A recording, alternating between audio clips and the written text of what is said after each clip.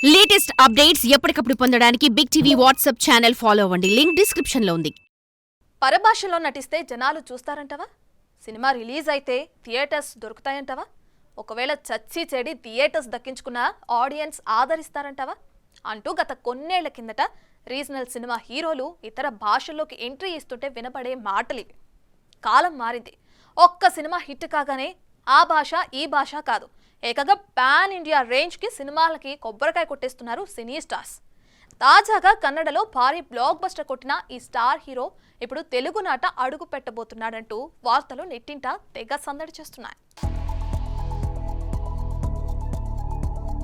కాంతారా కన్నడ సినిమాగా ఎంట్రీ ఇచ్చి ఆ తర్వాత పాన్ ఇండియా స్థాయిలో రిలీజ్ అయిన ఈ సినిమా ఏ రేంజ్ సక్సెస్ కొట్టిందో తెలిసిందే. ఎన్నో కన్నడ సినిమాలలో హీరోగా నటించిన రాణి క్రేజ్ ఈ సినిమాతో కొట్టేశాడు రిషబ్ శెట్టి. మొదట కన్నడలో రిలీజ్ అయి తర్వాత ఇతర భాషలలో రిలీజ్ అయిన ఈ సినిమా భారీ వసూళ్లే కొల్లగొట్టింది. ముఖ్యంగా తెలుగునాట ఈ సినిమా కలెక్షన్ల వర్షమే కురిపించింది. ఈ మూవీతోనే రిషబ్ శెట్టికి తెలుగు సినీ పరిశ్రమలో నటుడిగా, దర్శకుడిగా మంచి గుర్తింపు లభించిందనే చెప్పాలి. ఇక ఇప్పటికే జై హనుమాన్ అనే తెలుగు సినిమాలో హీరోగా నటిస్తున్నాడు రిషబ్ శెట్టి. హనుమాన్ చిత్ర దర్శకుడు ప్రశాంత్ వర్మ ఈ సినిమాకి దర్శకత్వం వహిస్తున్నాడు. ఇకపోతే రిషబ్ ఇప్పుడు మరో తెలుగు సినిమాకు కూడా గ్రీన్ సిగ్నల్ ఇచ్చినట్టు తెలుస్తోంది.